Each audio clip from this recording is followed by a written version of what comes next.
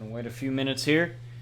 Welcome, guys, to another episode of RCW. So, let me get through a few things here before we actually get things going. So, first of all, I have a busy week this week, being that I have events coming up that I have to go to. I got a concert coming up, and then I'm gonna go see Gabriel Iglesias this weekend.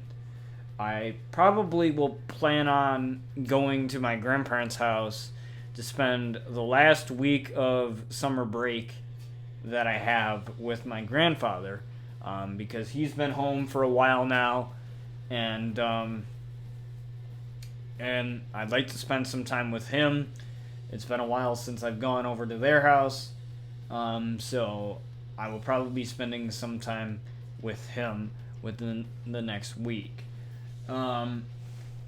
So yeah, that is sort of the news, I guess, for this week. So, to tell you what, we received news on WWE 2K20.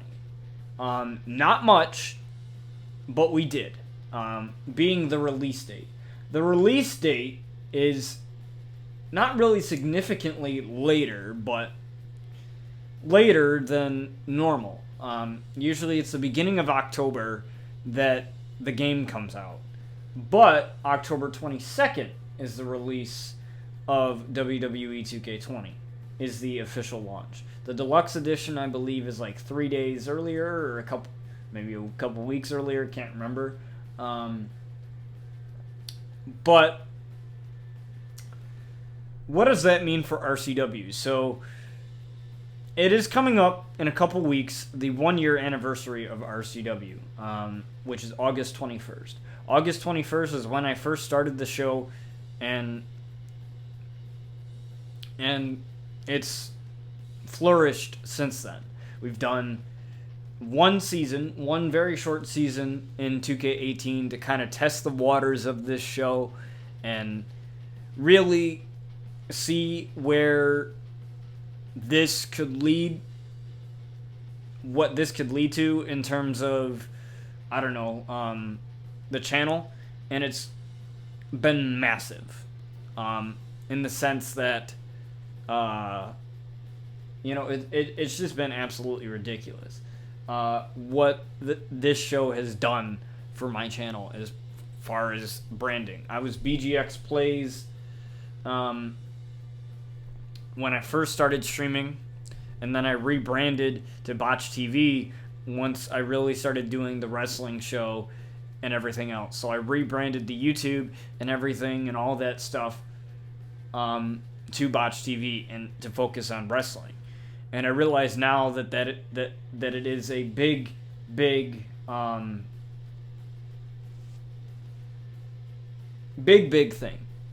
for me anyway, because like I've said before, like, I've done this we're on the 5th season now,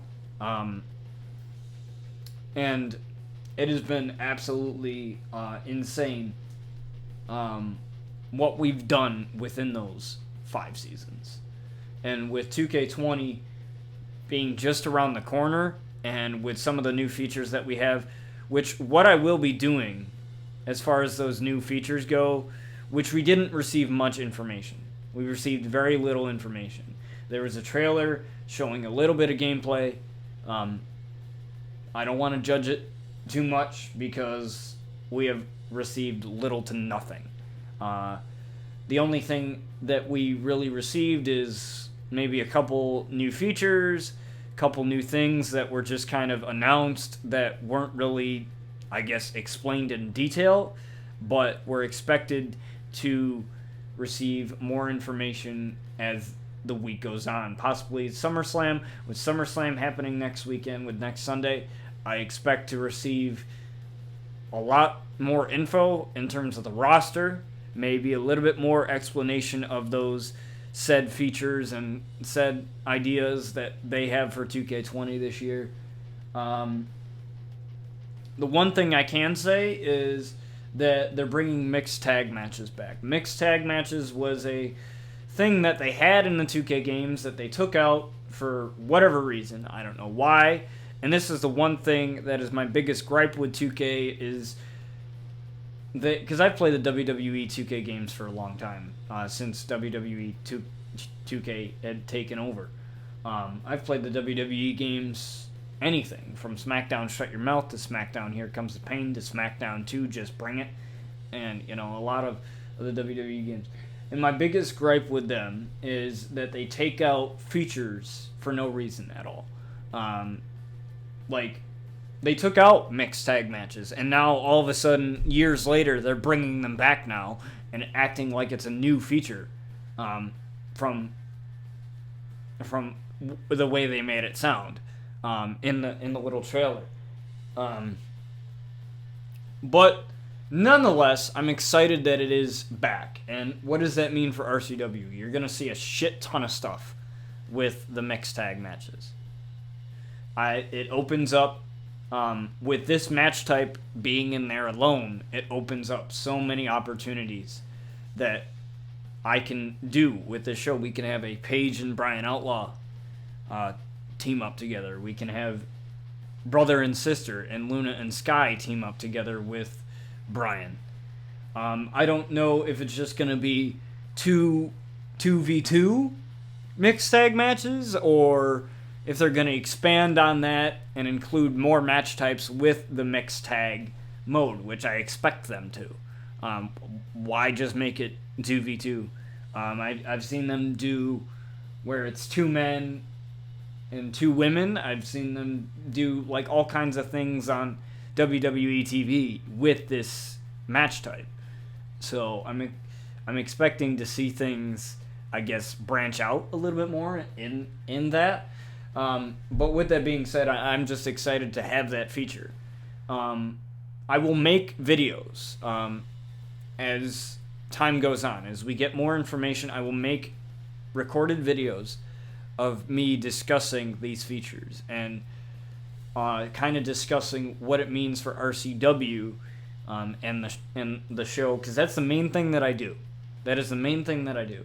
We also have a female My Career.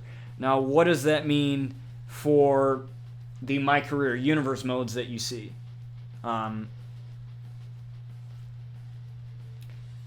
does that mean for the My Career universe modes that you guys see? Well, that's really tough, because I hated the My Career this year. I thought it was a good direction. I thought it was interesting with the story, with there actually being story to it, but it's not what I hoped My Career would be. I'm happy that they included a female My Career, because that's been a highly requested thing, but I think I'm just going to stick with what I have, because I think I can do a lot more with a cutscene feature and with the power of video editing than I'll ever be able to do in the actual traditional My Career mode. What I'm really interested in to see revealed is, what are they going to do with cutscenes? What are they going to do with cutscenes? Are they going to, first of all, hopefully make them load faster? Maybe they have something where it's, I don't know, maybe, I wouldn't say create a story or whatever, or whatever, I wouldn't go that far, but maybe they have something up their sleeve where it's going to be a little bit interesting. They should improve loading and add sound to them. I agree, John, I agree. That's one thing that I want them to do, is I want them to add crowd cheering, I want them to add crowd booing, I want them to add music, I want them to add like a traditional thing, so I don't have to. The real answer is to bring back Story Creator. Honestly, yes. Bring back that, but if they can't do that, then at the very least, add sound to the cutscenes and add improvement to loading times, so I don't have to wait 5 frickin' minutes for a dang thing to load. Because literally, when I do that, when I go in to edit the videos and put it all together, you know how long that takes? It takes it takes less time for me to edit the videos than it does for me to wait for cutscenes. I find myself having to wait for cutscenes a lot more than the time that I spend editing. And that's because really all it is me just mashing all of those things together, adding a few transitions here and there, and then adding music, color correction, all that other good video editing stuff, and then exporting it to my computer. And then I used to use it to make stupid movies of mine with my own superheroes, but the super wrestling fan in me today would use story creator master. Yeah, exactly. That's exactly what I want. But I will be making separate videos as content gets released. I will be making separate videos on my thoughts about the content and what it means for the future of my content, YouTube-wise, with videos, and RCW streaming-wise. With that being said, I'd like to also deliver some more news on RCW. With 20 coming around the corner. It's going to take me a while to get used to that, okay, guys? Bear with me. This will be the last season of the show. Because that is exactly when I stopped it in RCW Season 1. I started it mid-August. I stopped it towards the beginning of September. So my plan is to finish out the show. So we have this episode, which is episode 15. We have 16, 17, 18, 19. And then we have the Liberation pay-per-view to close it out. So what does that mean in terms of streaming and in terms of content going forward leading up to the release of 2K20? I will still be making the My Career Universe mode series. I will still be doing that. As far as the Luna Outlaw one goes. Brian Outlaw, honestly, I'll probably wait until 2K20. If to continue that. If I don't see the storylines adding up, which means because the Luna Outlaw My Career mode and the Brian Outlaw My Career mode, those YouTube series, they're connected. Basically, Luna Outlaw was in NXT when Brian Outlaw was NXT champion. So with Brian Outlaw, with the episode being out where Brian Outlaw loses the NXT title to Ricochet, that means he's going to the main roster. I'm still in the process of recording his promo for... thank you for the lurk, Heavy. I'm still in the process for recording his promo for SmackDown Live. Yes, he is going to SmackDown. I don't know what I'm going to do with Luna Outlaw when her time comes to the main roster. But that's something that's down the road. So what I plan to do is I plan to at least finish Luna Outlaw's NXT career. I know it just started, but hear me out here. I plan to finish... thank you, Tony, for the lyric. I plan to finish the Luna Outlaw My Career Universe mode NXT-wise. So she's going to go through NXT and dominate through there however she sees fit. And then, depending on when that ends, when that tenure ends, I'll probably wait till 2K20 to do her main roster stuff. What I will end up doing is I will probably do the promo video for Brian, which I'm already in the process of producing.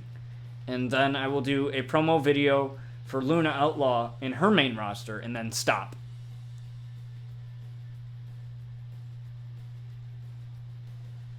And then stop, and then I'll be done. And then I'll wait for 2K20 to come out.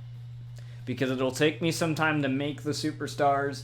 Some of the superstars that you've seen throughout the seasons in RCW won't be making a return, but I really want to focus on getting the Outlaws made and everything else. So I'm interested to see with the new customization options. Perhaps we'll have new looks to Luna Outlaw and Brian Outlaw. I will try to keep them like their faces the same, like their facial templates the same, but there might be new stuff that I want to mess around with in 2K20.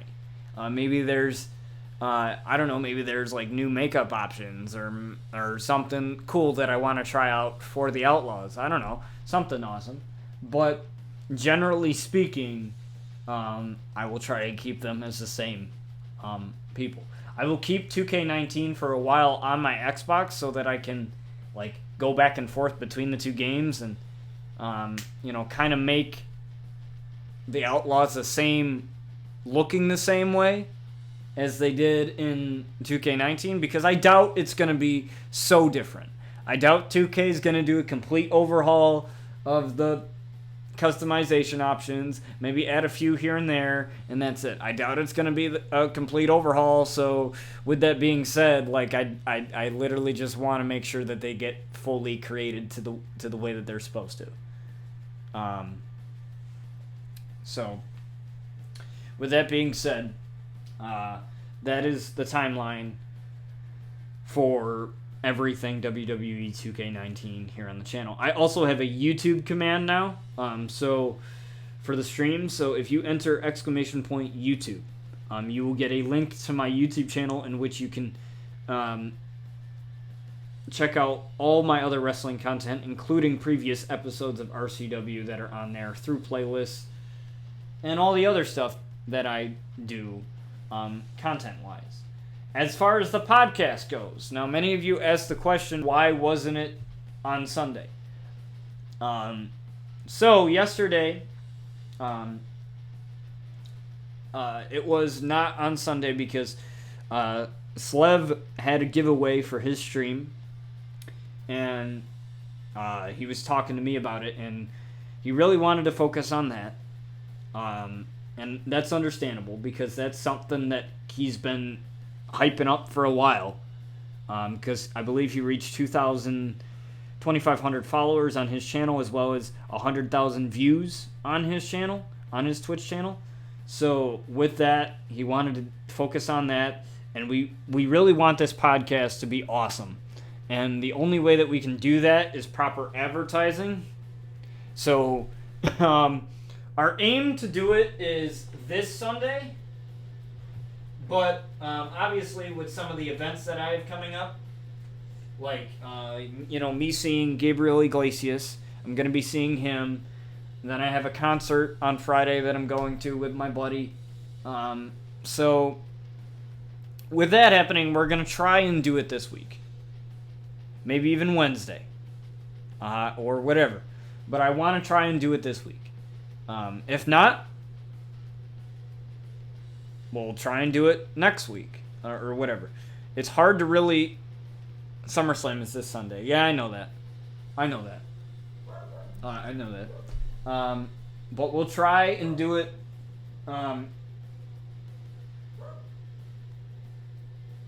Wow, okay. I just had to, see a notification there. I apologize if you hear any noise from outside. See, these construction guys are redoing my entire driveway, so it's getting nuts. If my dogs start going crazy, I'll have to mute the mic for a second and lock them up, which I'm probably gonna do that now, because she's going nuts now. So give me a second to do that, and we'll get to the streaming. We'll get to the show in just a couple minutes here.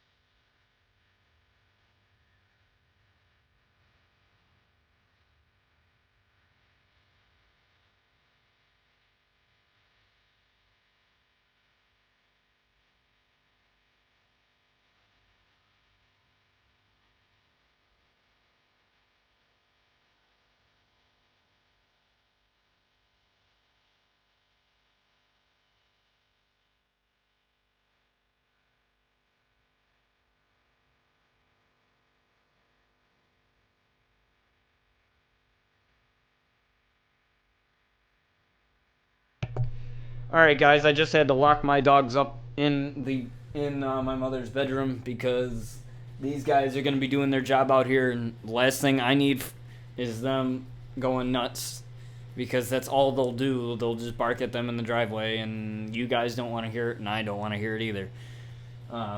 So with that being said, we're going to get ready for the show here. But we really want to take the podcast to a serious level. That's what we really want to do, we want to take this seriously. Sled felt bad about not being able to do it due to his channel. But I respect him, and I'm happy for him that he was able to reach the goal that he wanted to reach. So with that being said, I wanted him to celebrate that rather than to focus on the podcast. We have everything ready to go. We have everything planned out in terms of what we want to discuss. As you can tell by that picture that I posted on Instagram with me just holding the piece of paper up there, we have what we want to talk about. We have it outlined. We just need to get a scene up in OBS, which Slev will be helping me out this week on that. And we will get the podcast as soon as we can out to you guys for the first episode. So we're excited to do that. So without further ado, let's get ready to the show, and let's get going here. So I just wanted to take a couple minutes and just to explain, everything, because obviously you guys we're gonna have questions anyway. On the state of RCW and where it lands, with that being said, I'd like to thank you guys for another great cycle. I mean, I know that we're not done yet. There's still a couple more episodes, but with 2K20 coming around the corner, I'd like to thank you guys for another amazing couple seasons of this show on 2K19, and I expect a lot more to come out of 2K20. And I can't wait to see, how the Outlaws will look in that game. I expect them to look kind of the same, obviously, but it would also be cool to have them look a little bit different.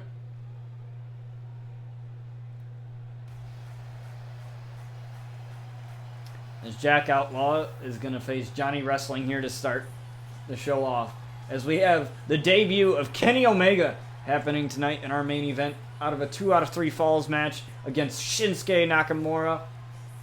So that should be an exciting match to close out episode 15 of season 5 of RCW. So that should be one hell of a match tonight. But to start off the show, we have a good match in Jack Outlaw and Johnny Gargano, Johnny Wrestling. So let's get this underway here. It's Jack and Johnny Wrestling starts this one off, and the LaFez press there on Johnny Wrestling.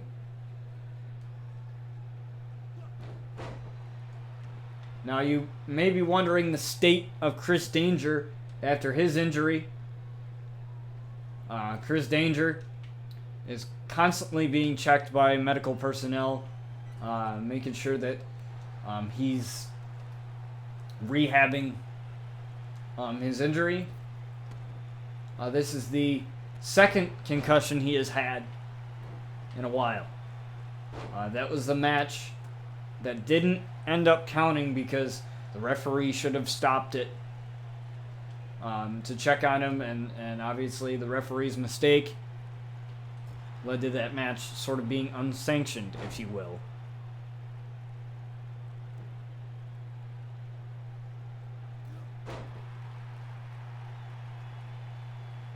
I seriously hope the lighting for the championships are really improved.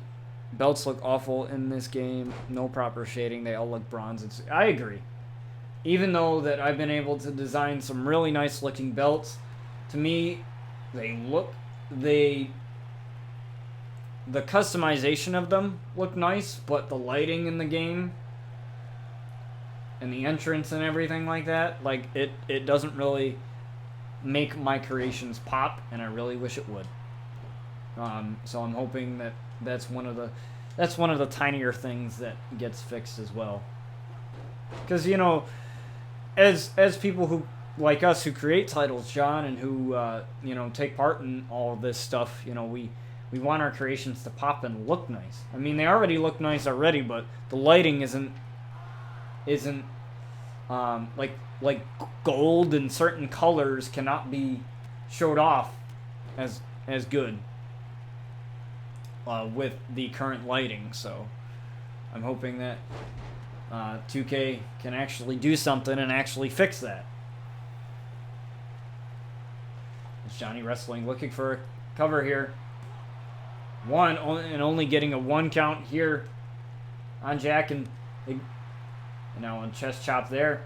It's Johnny wrestling, trying to find a way back in this match after a slow start here, and an enziguri right to Jack Outlaw here, and Jack finding himself in a little bit of trouble. It's Johnny going right after the arm of Jack. He will be unable to hit the flashbang uppercut there in the corner without an arm to use it for, and a DDT right there to Jack. And what's Johnny going for here? Just planting Jack Outlaw there. A little bit of taunting there from Johnny wrestling. Ooh, but Jack finds himself back in this match after slipping Johnny off of his feet, excuse me. But Johnny with a reversal, and a huge reversal there by Jack, allowing him to lift up Johnny Gargano, but Johnny able to turn that into a DDT. What a back and forth match we are seeing here between these two. From the screenshots that I've seen, I do like the way Brock Lesnar looks compared to his 2K19 model. I think he looks really good. Obviously, we only seen the back of Bayley and the jacket of Bayley, and but I do like the way Brock Lesnar looks in the game and his character model and stuff like that. So I'm interested to see how the newer characters look, because obviously there's going to be newer guys in the game. There's a huge Samoan drop there. There's Johnny using the ropes. Try and get back, but oh no! I think Jack was going for some type of ankle lock there, or some heel lock or of some sort.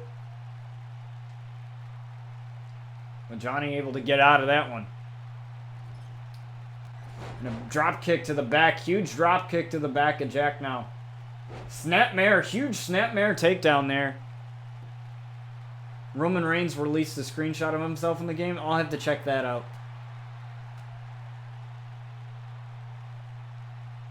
I was very pleased to see Becky on the cover, and I was very pleased to see Roman Reigns on the cover too as well. Like having two superstars, at least multiple superstars on the cover instead of one.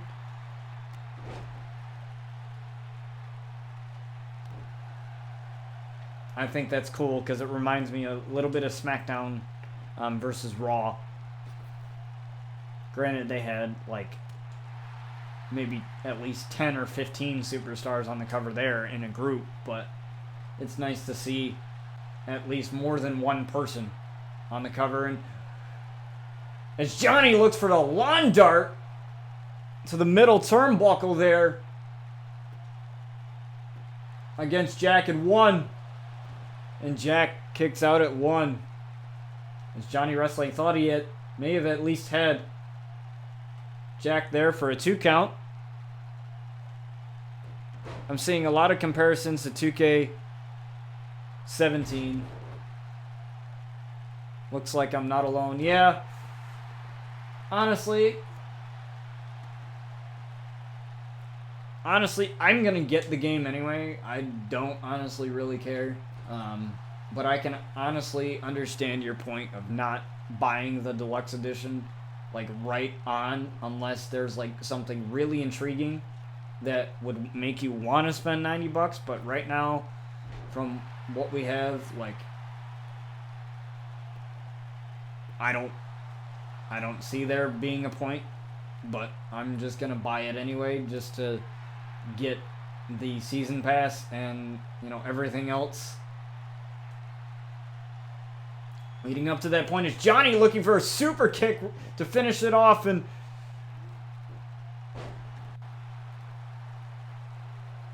they should just work on a new game for next gen, go all out, making it a good ass game. Yeah, I would definitely like to see that. I mean, I can't see another console happening for another 2 years. But if they go the route where instead of releasing a game every, like, year or so, and they decide to release a game every 2 years, but periodically release new superstars, scan new superstars, release new content, instead of releasing a new game every year with little to no improvements at all, I think that the game would definitely prosper. I think a lot of people would be more intrigued to buy it if it was not an annual release and just an every other year kind of thing. And Jack hits a flashbang in the corner here. And he's got 3 ways to finish Johnny off here. It's Johnny, I believe he got busted open. As Jack looks for the atomic bomb and a whippersnapper there. But Johnny unable to take advantage of that. The drop kick there, taking Johnny Wrestling down there. And I think Jack again is going for that atomic bomb, but again, Johnny Wrestling with the quick reversal. And again, Jack with the quick reversal. This has been quite the back and forth match, and he just throws Johnny down here. Do every 2 years, give us new content for each game for the whole first year. Make an actual year-around experience. Yeah, exactly. Exactly. I feel like if a lot of, not just sports games, but if a lot of games franchises did that, then maybe nobody would there would still be people bitching and complaining. But I think the bitching and complaining would be a lot less every year if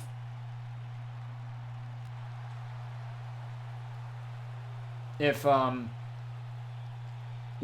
it was actually 2 years, or if it was every 2 years instead of just every year looking like the same old game, but with a couple improvements, obviously.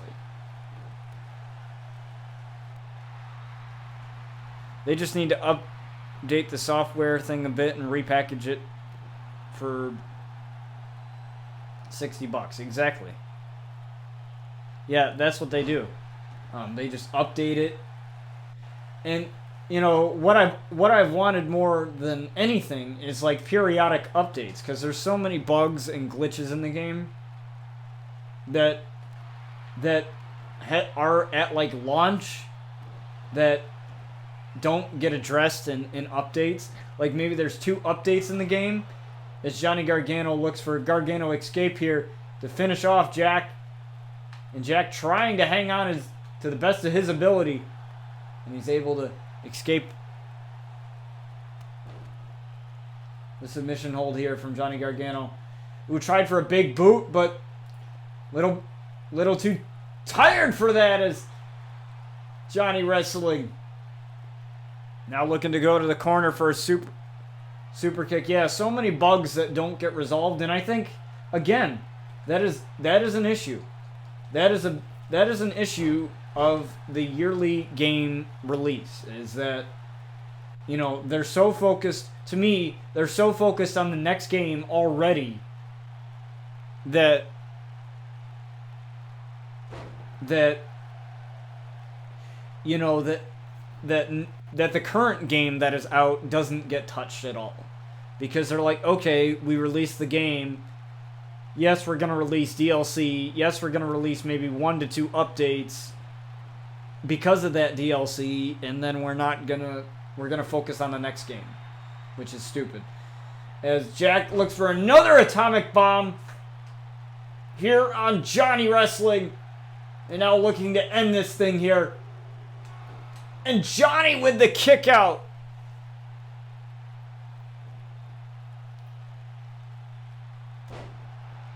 And Johnny somehow still in this. He's got heart, and that's not just because of his song Rebel Heart. He's got a lot of it. Ooh, but a punch to the gut there by Jack. Ooh, and a reversal by Johnny there. Irish whip into the corner. Possibly looking for that lawn dart again. But again, Jack with the reversal. Lifting up Johnny once more and slamming him down into a cover. 1, 2, and Johnny again with the kick out. And I think by that little bit of frustration there,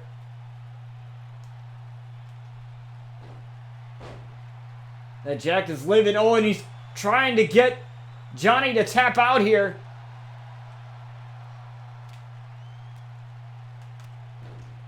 But Johnny again fighting with all of his might. Showing his worth here against someone like an Outlaw. And the Outlaws have immense wrestling experience.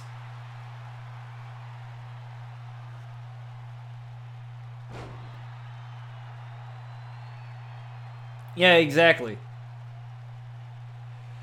That's what kind of annoys me too, is that this is the first time we're ever hearing about 2K20.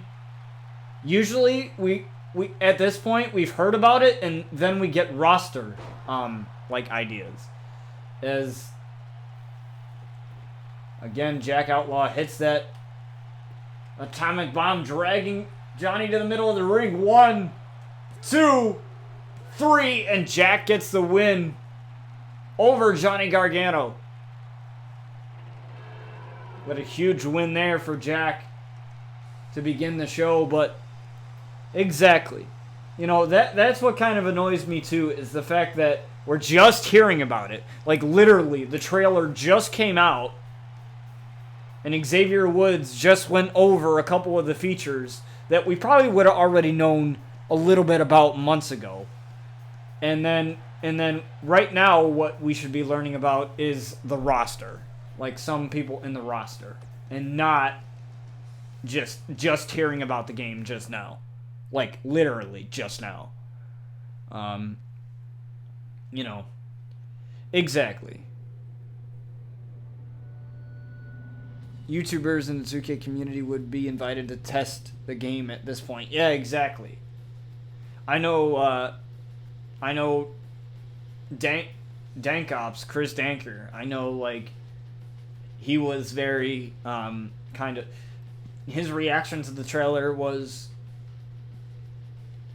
you know, optimistic, but at the same time, he probably wishes that he could have tried out the game sooner, because I know he's a guy that goes to the 2K events and that he tries out the game, or that he talks to the 2K guys. Like, he's one of the guys that does that. And at this point, you know, we still haven't really gotten anything. But the next match we have here is the Young Bucks against the Hardy Boys. Now, the Young Bucks, I've had them on here for a while as custom superstars here. And, you know, I would definitely love to do something with them, as they're a very decorated tag team in their own right, as they face the Hardy Boys here on RCW. As I told you guys, for this episode alone, we have a very stacked match card.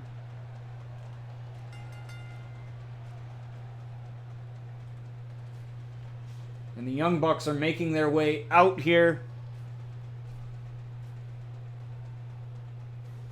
to face the Hardy Boys, and let's try and get this underway as soon as we can.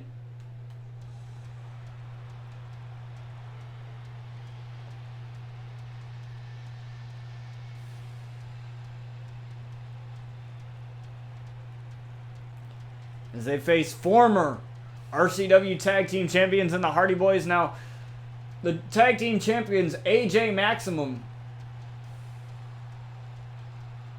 being Max the Maniacal Mercury and AJ Styles, the unlikely team,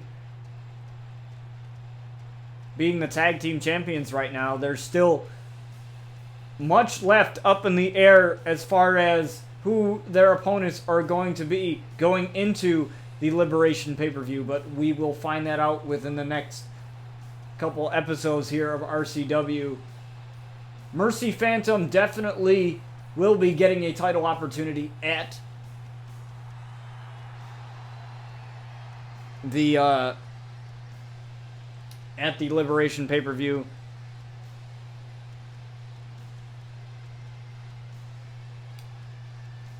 So stay tuned for that as the Hardy Boys get ready to face the team in the Young Bucks.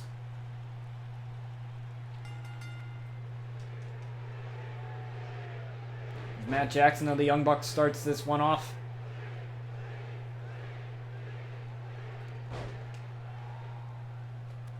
Why not actually listen to those who keep your games alive during the year, take the feedback seriously because they actually listen to the community, and guys like Tony Pizza Guy and Chris Danker know the fan base more than 2K. Yeah, exactly. Like, it's like we said, John, like, wrestling fans, like true wrestling fans, know exactly what they want. Like, you know, like true wrestling fans do, you know, like us, for example, you know, not the ones who complain and say that they're going to cancel their WWE Network subscription, even though that they're not going to. But I think with Tony Pizza Guy, Murph's, I think his name is Murph's 13 or something like that. What is their name? Something Gore and Perkins, I think, is another content creator. Two other content creators on their channel that do the universe modes. Awesome content creators, by the way, because I watch mostly wrestling YouTubers as well, just to see their content and to see where they take theirs. And Chris Danker, Dank Ops, is a guy that I've watched for numerous amount of years. As Matt Jackson hits a super kick here on Jeff Hardy, as Jeff Hardy tagged himself in. And yeah, you know, I honestly think that, you know, if it were guys like them making the game, I'm not saying that they know nothing about gaming development, but, you know, they might not know about game development, but they might know, definitely do know what the 2K and wrestling fans, like gaming fans, actually want from games. And I think you're right. I really think that the 2K, like, developers can legit actually benefit from having you know, feedback from guys that play the game religiously. Like, that, Dank Ops, Chris Danker, literally what he did is he completely, like, rebranded his Dank Ops thing. And yes, he's doing a Madden thing, but he completely created a completely separate channel called Dank Oops to do other content, and then dedicated his Dank Ops channel to wrestling content alone, and he just did that. He just did that. You know, because so many people loved his wrestling content. And I think with that being said, like, that just goes to show you how many people love his content and how many people love his input. And I think definitely developers like 2K can definitely benefit from that. They probably just don't care, honestly. Like, I mean, that's why Ukes is doing their own thing, because they already know that 2K doesn't care. So, you know, with that being said, it's kind of, I don't know, it's kind of up in the air right now. There's a big double team there for the Young Bucks here against the Hardy Boys as Matt tries to tag in his brother Jeff. And a big cutter there by Nick Jackson of the Young Bucks.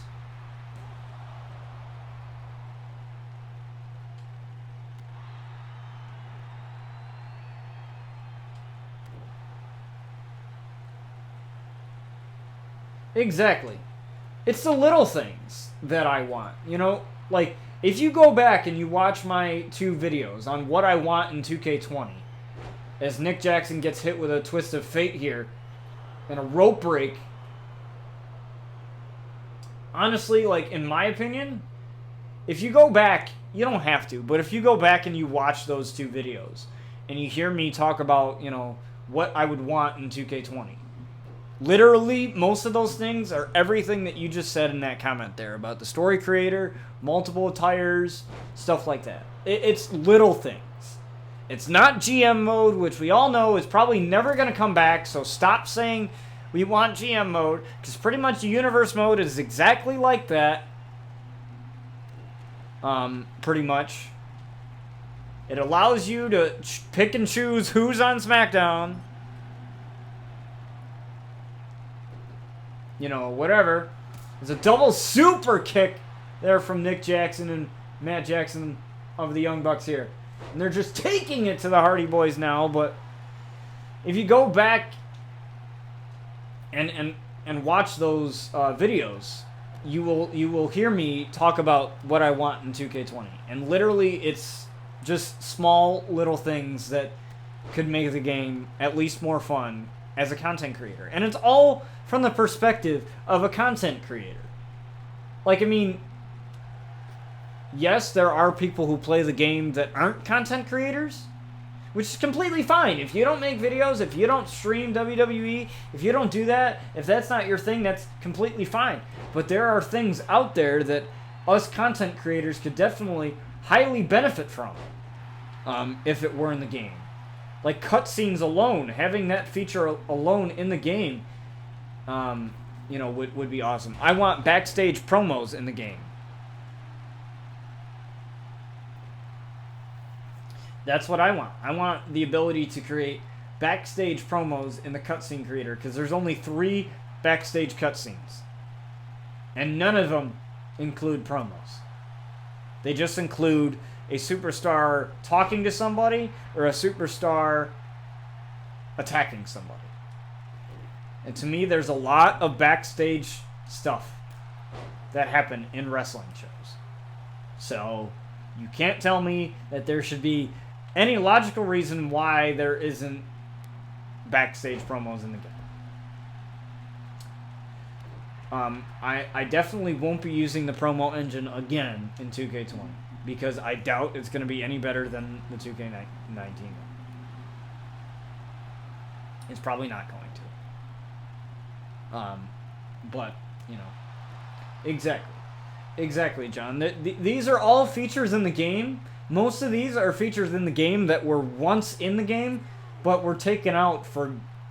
I don't frickin' know.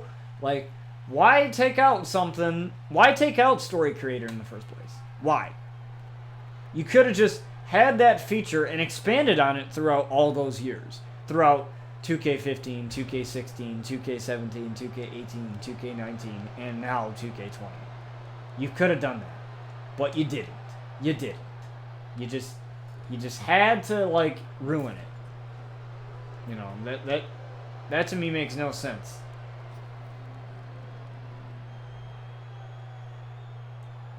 Uh-oh, what's Manth going for here?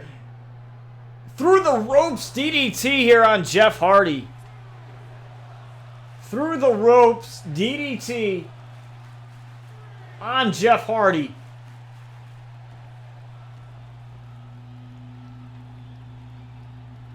And the Young Bucks look to be running away with this one. Who looked for a body slam there as Matt Jackson looked for a huge body slam there. Oh, tried for that super kick on Jeff Hardy, but Jeff Hardy saw that one coming. And an Irish whip to the apron now. And I think he's going to tag in his brother Matt, and that's exactly what's going to happen here. Tagging in his brother Matt, as both Matts are the legal men in the ring now.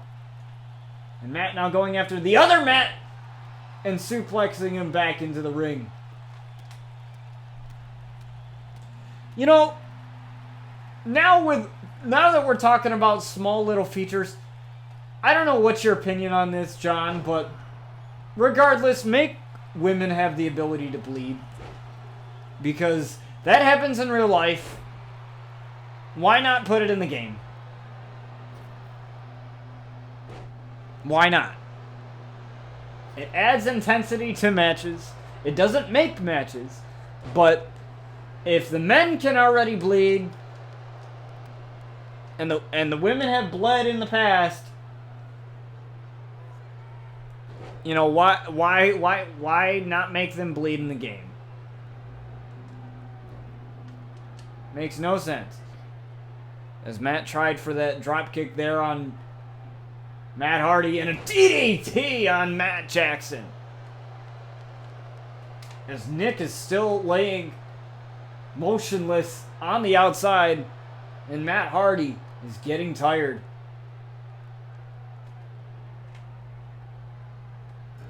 Irish whip into the corner now. As Nick Jackson still laying there. Oh!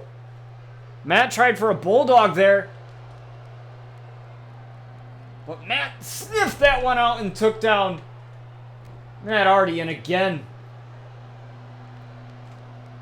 stopping him into a cover here. 1, 2.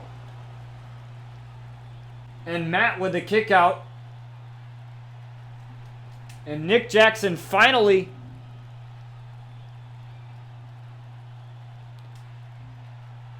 different spots on their forehead. Yeah, like add different spots where they bleed. Noses, mouth. I would love to see that. Because that's an actual thing. As Matt Jackson looked to finish this thing here against Jeff Hardy, and he's going to get a twist of fate for his troubles. A twist of fate. And again, being dragged to the corner. And Matt Jackson able to get the kick out there. As Nick was not needed in a big super kick there. Yeah, that could be interesting. Because if somebody ends up bleeding and you're on the receiving you're the one like doing the punches, shouldn't you be bleeding too?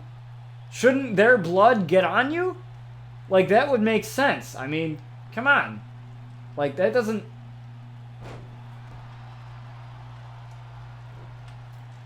seem to make any sense to me. As Matt Hardy made the hot tag to his brother Jeff here, and I think we're going to see the end of Jeff Hardy here. The Young Bucks looking to win over Jeff Hardy into a pile driver position, but a super kick into a pile driver.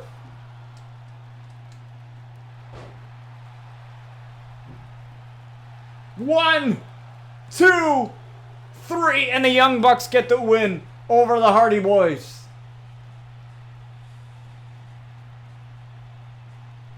Wow. Talk about a finisher there with a... Every hairdo should also have a feature to get messy during the match. Can you imagine like Luna's hair?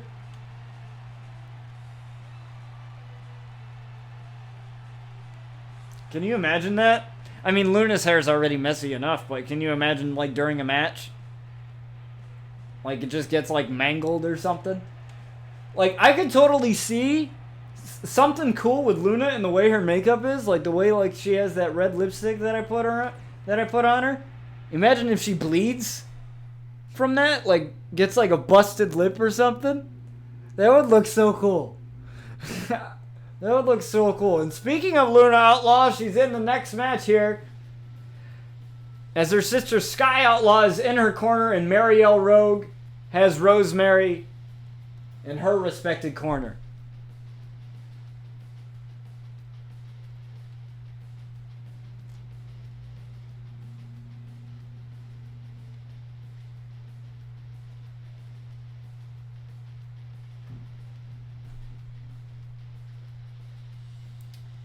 So, obviously, you've seen these two in the My Career Universe mode where Marielle show the red marks from kendo sticks. Yeah, like on the back. Yeah, exactly. I don't even think they even show red marks with chest chops. in the game. I don't think they show that. Or they show it like very, very like less prominent. Like they don't really like show it, you know? They might add like a little bit of color or a little bit of like damage to the chest, but I don't think they actually like really put an effort into showing that kind of thing. Which doesn't make any sense to me at all.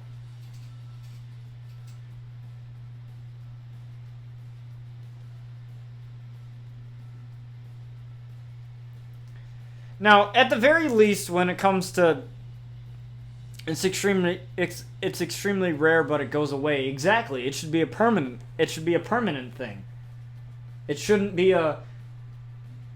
just be something that fades. Like, at least for the match, make it be there consistently.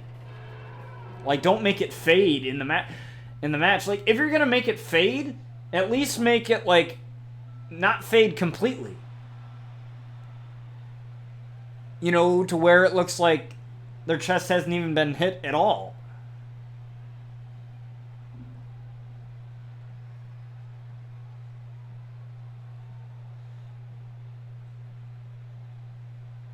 Destroyed objects should stay. Yeah, like destroyed chairs instead of like fading out. That'd be awesome.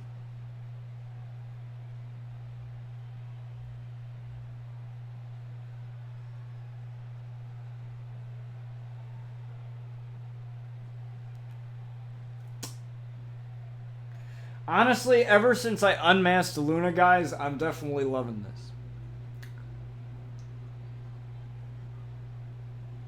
I think she looks a lot tougher than she does unmasked than she ever did with that bandana around her.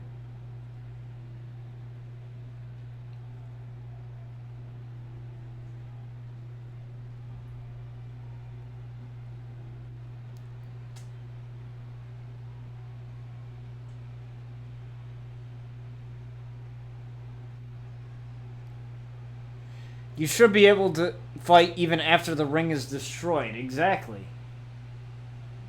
Because that's what happens in on TV.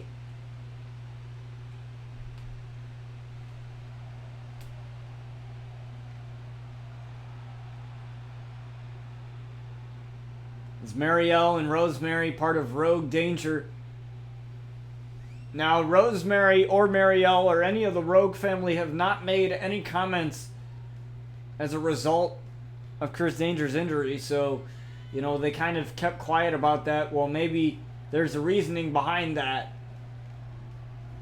As Rosemary has her reasoning behind a lot of things. We might not always know it, but there is somewhat of a reason to the stuff that she does. As we get ready for Luna Outlaw versus Marielle Rogue here. And Luna gets cross-bodied to start this one off from Marielle. And Marielle gets taken down here. And Luna looked to end that very early, though. Maybe looking for a little bit of payback here. From the My Career Universe mode, obviously, so...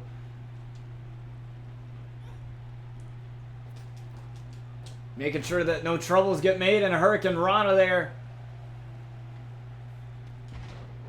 From Marielle, and a big drop kick. And the amount of punishment Marielle has taken to start off this match is crucial here. The duck under there, and a Hurricane Rana again. Is Rosemary paying dividends there?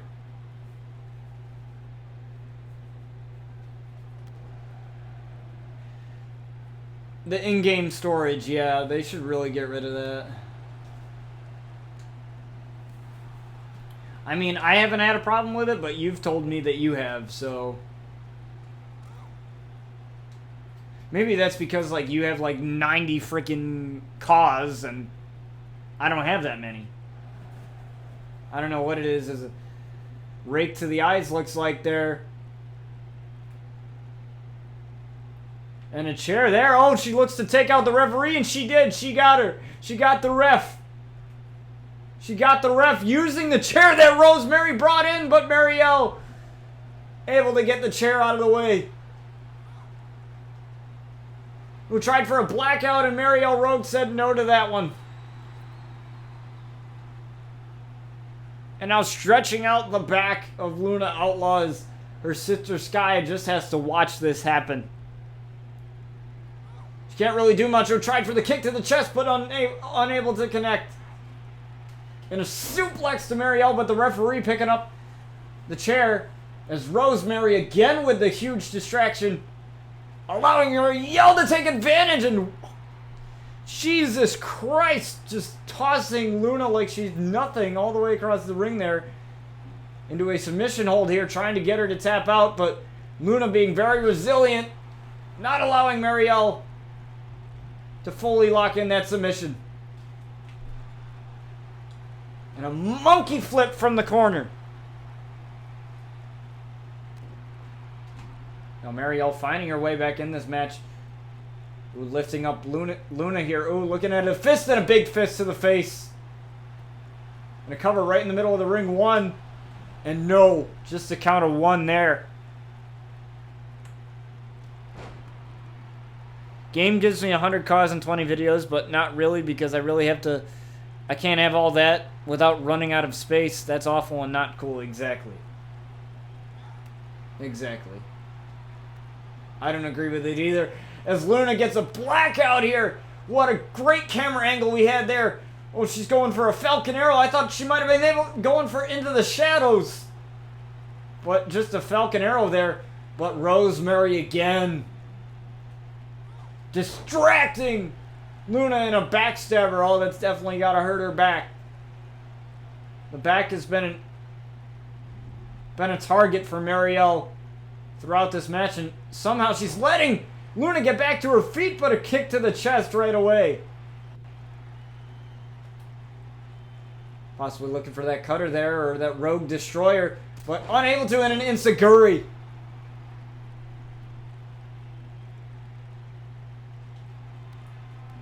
And looking for another blackout here. Blackout again. Blackout again.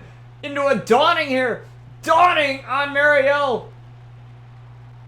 But I think Luna wants to do something else here. Luna wants to do something else. Looking for Into the Shadows here.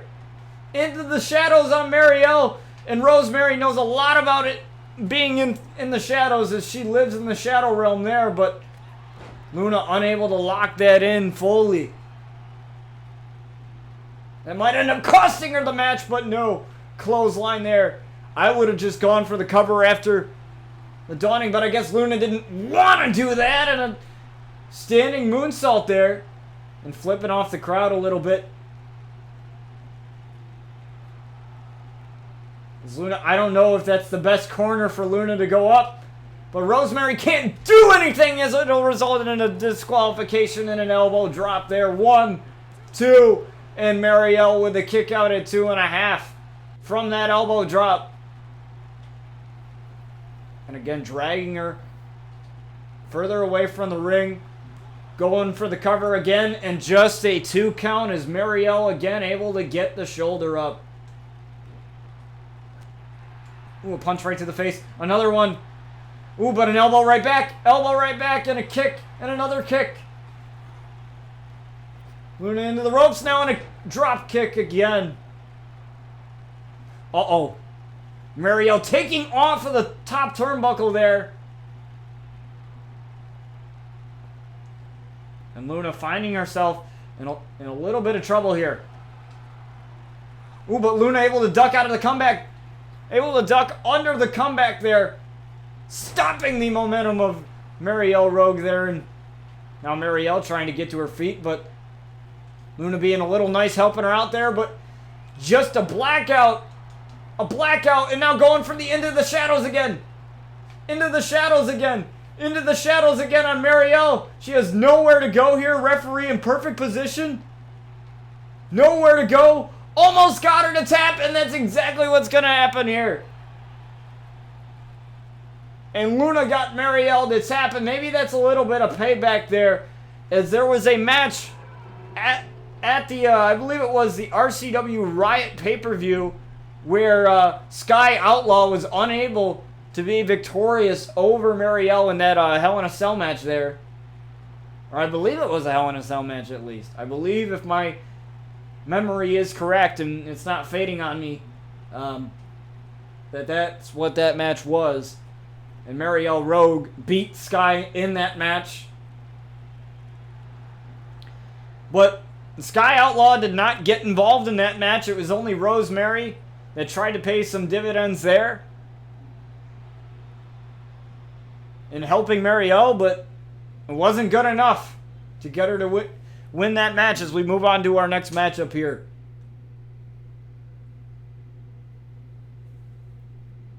As we have Ricochet versus Seth Rollins, the co-main event of the evening here.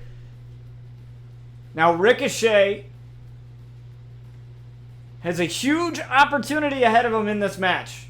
Seth Rollins being a former RCW Carnage champion, with CM Punk losing to Randy Orton 2-0 in that 2 out of 3 falls match, which CM Punk, awesome effort, valiant effort on his part, unable to beat Randy Orton, but there still is a little bit up in the air of who Randy Orton's opponent is going to be at the Liberation pay-per-view. But if Ricochet can beat Seth Rollins, he might be able to find himself in the picture for an RCW Carnage title opportunity.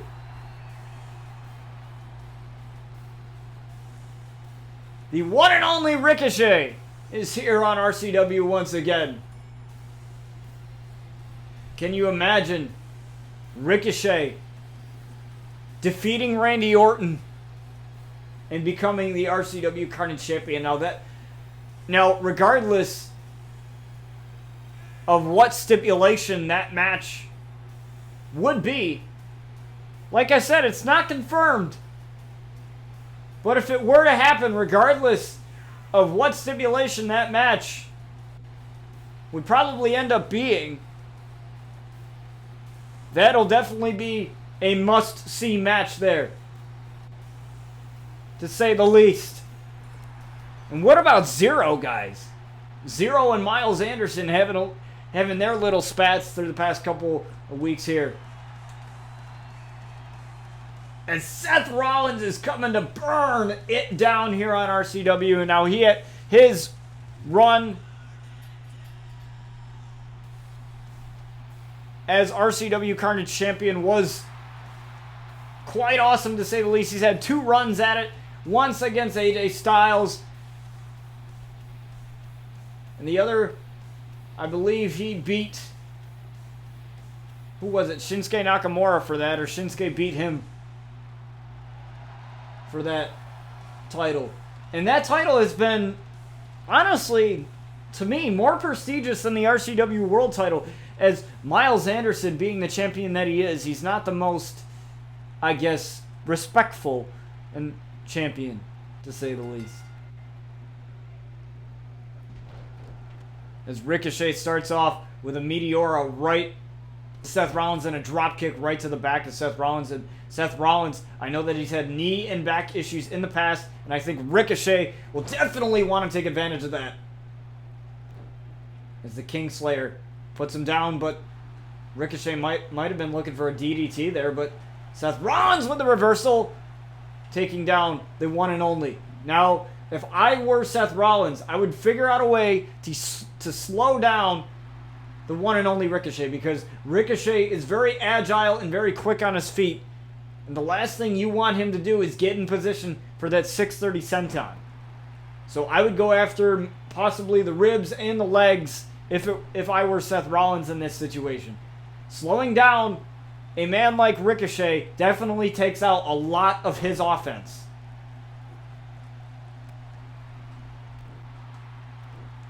Possibly one of the biggest superstars to hit WWE in a while.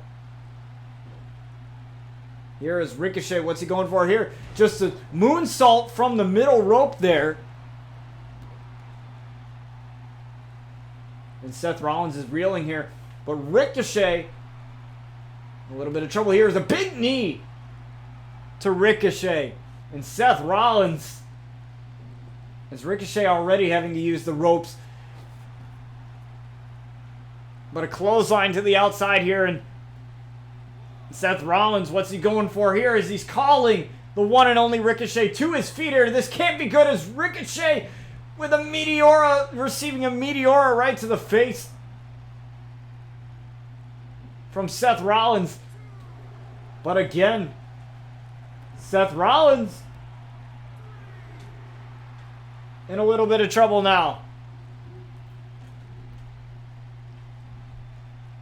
And now Ricochet going up to the top rope here. Count of four here. Look, and I don't know what he went for there, as it was a bad camera angle, but it connected nonetheless. I think it was a knee. And just tossing Seth Rollins here. Count of three here. Throwing Seth Rollins over the barricade. But Seth Rollins able to get right back up after that. And Seth Rollins running towards the ring, getting himself back in the ring, but Ricochet is right already there.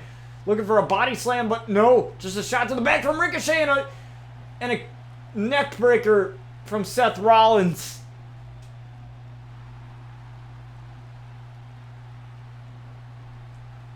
Ooh, what's Seth Rollins going for here?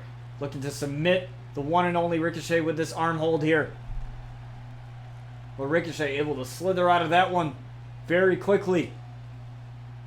And a suplex right to Seth Rollins, and again going after that back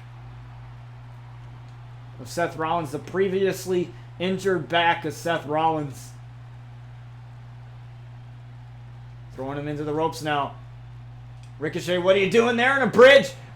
Suplex into a bridge here. 1, 2, and Seth Rollins with the kick out at 2.5.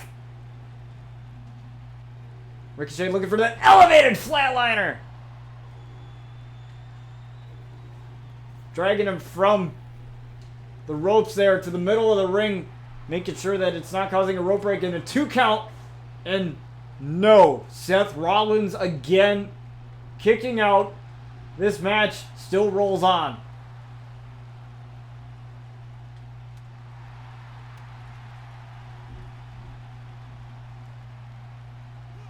Seth Rollins pushing Ricochet away and a clothesline into the corner. Alley-oop bomb here, just letting Ricochet go. Uh-oh. Looking for that big knee on Ricochet. 1, 2, and no, Ricochet kicked out at 2.5. Usually, that takes out any other opponent, and a little bit of frustration pin here from Seth Rollins here too. And again, Ricochet with the kick out. Very uncharacteristic of Seth Rollins there to get easily frustrated.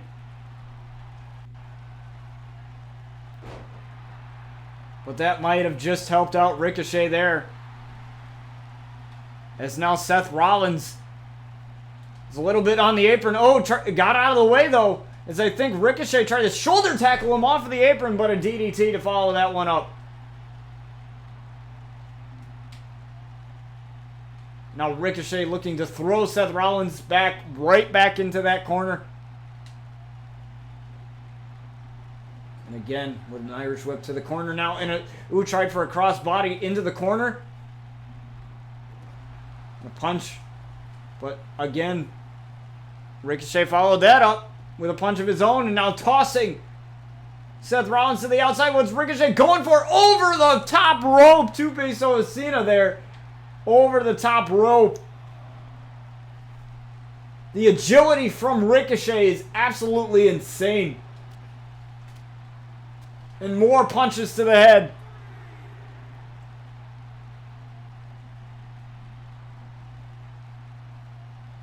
And an uppercut to follow it up.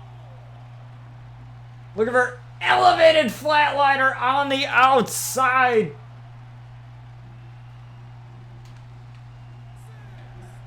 Count of 6 here. But again, Ricochet with that knee. Restarting the count, though. Is Ricochet again calling the big man up to his feet. And again, going after Seth Rollins.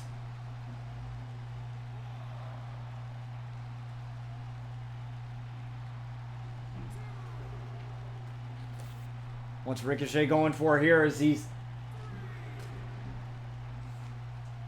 redecorating the announce table here. This could spell bad for whatever Ricochet has planned.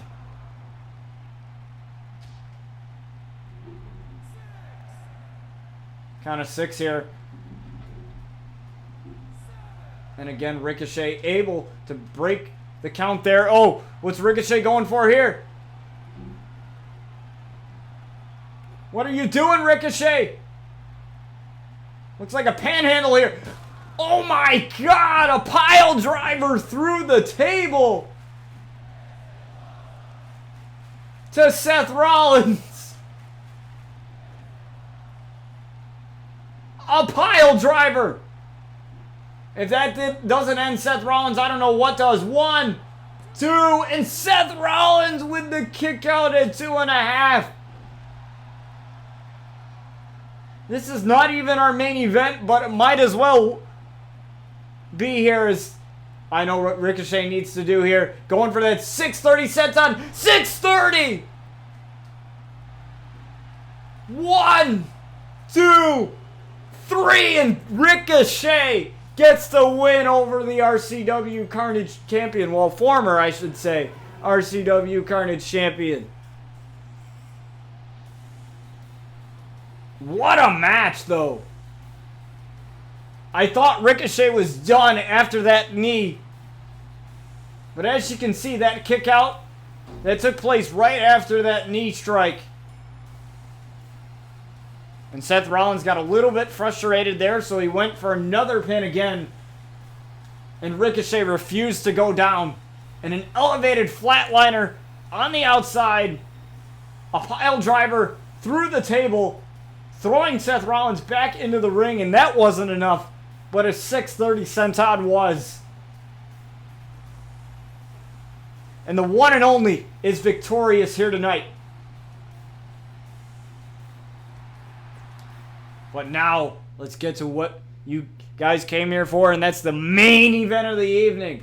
So we have Kenny Omega versus Shinsuke Nakamura here in this 2 out of 3 falls match. Now, Kenny Omega, definitely one of my favorite wrestlers on the indie scene. I loved his New Japan stuff, and I definitely love what he's been doing with AEW as of late, and I'm really excited to see him and Jon Moxley go at it in All Out. That should be a really awesome match later this month, August 31st.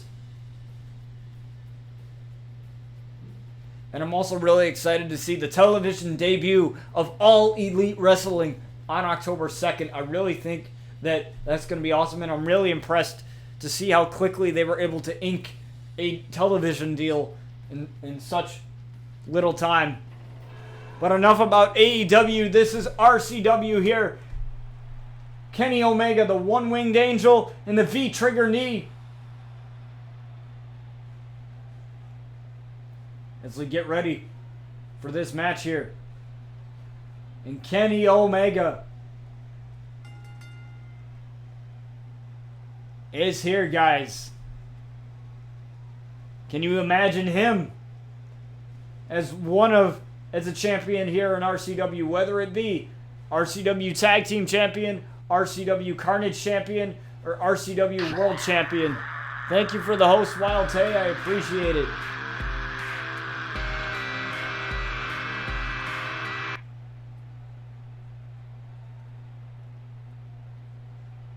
And Kenny Omega and Shinsuke Nakamura are about to tear the house down here in our main event. Let's get this going. Now, Shinsuke is a former RCW Carnage champion, beating Brian Outlaw for the title. And he would definitely like to get back in the championship title picture, but I don't think Kenny Omega is going to wait for this. Kenny Omega is not waiting. He is not waiting for this match to officially start, but Shinsuke saw that one coming. But Kenny Omega getting out of the way. Who tried for a super kick, but Shinsuke got out of the way, and now, okay, that was an invisible wall. Let's just pretend that didn't happen. That was the weirdest thing ever. As both men are finally back in the ring, but Shinsuke doesn't even have his jacket off yet. And a power bomb to start this matchup off. And this is a 2 out of 3 falls match. Both men have a chance at stardom here. Can you imagine if Shinsuke is able to beat Kenny Omega here in his debut match? We'll have to find out. See what happens. Am I going to stream NHL 20? Probably not. Reason being is because I just don't find enjoyment in streaming NHL games at all anymore. I never did. You know, they're just not enjoyable for me, and if they're not, like, they're enjoyable for me to play, but not to stream. I can't play that game for 2 hours, 3 hours on end. It's just not something that I see for the channel ever. I streamed Madden 20 only because it was launch day and I wanted to try some things out, but I don't see myself ever streaming that game when it comes out. I did pre-order it though, I will say that. I did pre-order it. I did pre-order the deluxe edition, so I'll get it a couple days early, but I'm definitely not streaming that when that comes out. Because to me, that game, honestly, like that whole entire game series is just more rage enticing than anything else. And to me, like that, like regardless of the improvements that EA has made in that game, which they have, definitely. I played the beta. I enjoyed my time with the beta, and I'm pretty sure I'll enjoy my time with the game. I just don't see it.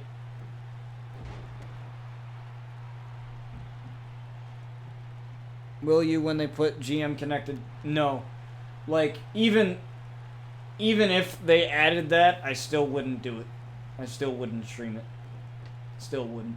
It's just not my type of game to stream. Like, that's just not something that I see myself streaming in the future, or at all, if that matter. Plus, a lot of the people that come to the channel come for the wrestling stuff, so, and I like doing the wrestling stuff, so I'm gonna stick with what I enjoy doing and what the fans enjoy doing, what the fans enjoy seeing, as I got a wrestling podcast coming to the channel soon. So, that's pretty much your answer on that one.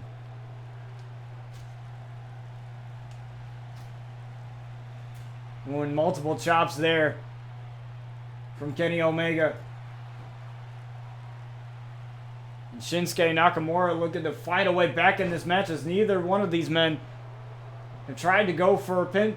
And just as I say that, Shinsuke goes for one. Shinsuke goes for a pin and only gets a count out, or a count of one there. Referee in perfect position for that, and a kick to the midsection of Shinsuke. Imagine if this match were to I don't know if this match ever happened. John, can you educate me on that? Did this match ever happen in New Japan? Because I know Shinsuke was there for a bit. But if it didn't, like, this is the dream match, in my opinion. Dream, like Kenny Omega and AJ Styles. Like, you know, that's a dream match in its own right. Knees to the back of Kenny Omega. Now, Shinsuke, he always tries to find the easiest way he can get a win here. So Kenny Omega's got to be real in tip-top shape for that. It was Kenny Omega with the quick reversal there. And a body slam there.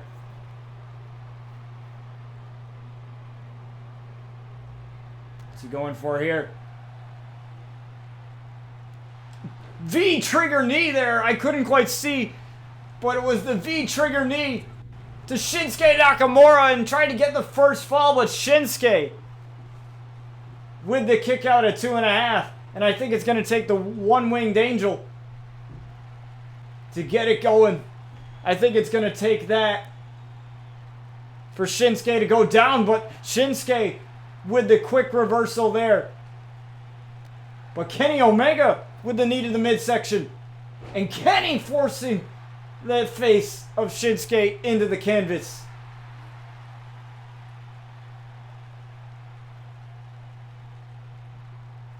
Kenny's got to be extra careful here. He can't let Shinsuke get any extra resting time as he's going to try to go for that one-winged angel again. Lifting up Shinsuke. One-winged angel there on Shinsuke. 2, 3. Nakamura and Omega faced off. Oh, I was going to say, like, they would have had to. As Kenny tries for that super kick. And Shinsuke's got to roll out. What's Kenny going for here? Sliding through the ropes. Ooh, possibly just a little bit of a tease there. And a Uranagi right to Shinsuke Nakamura into a cover. 1, 2, and no Shinsuke with the kick out. I was going to say they've had to face off in New Japan together. There's no way. Because that would have been just stupid if they didn't end up doing that. Oh, looking for the V-trigger knee. But Kenny Omega unable to connect as Shinsuke saw that one coming.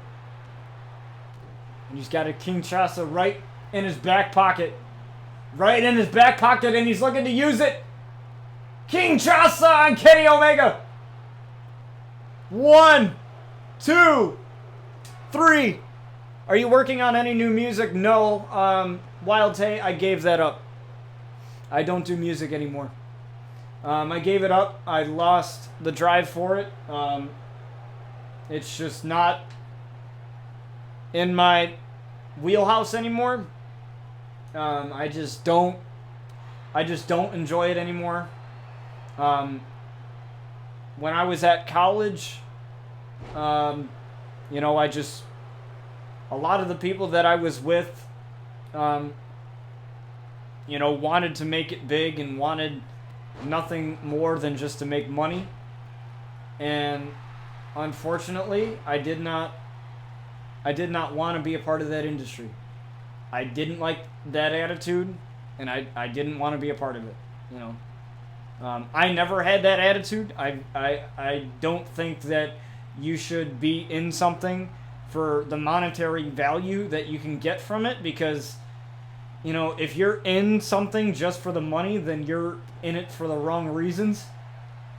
And there's a V-trigger knee here to Shinsuke Nakamura, trying to get still that first fall, and again Shinsuke with the kick out.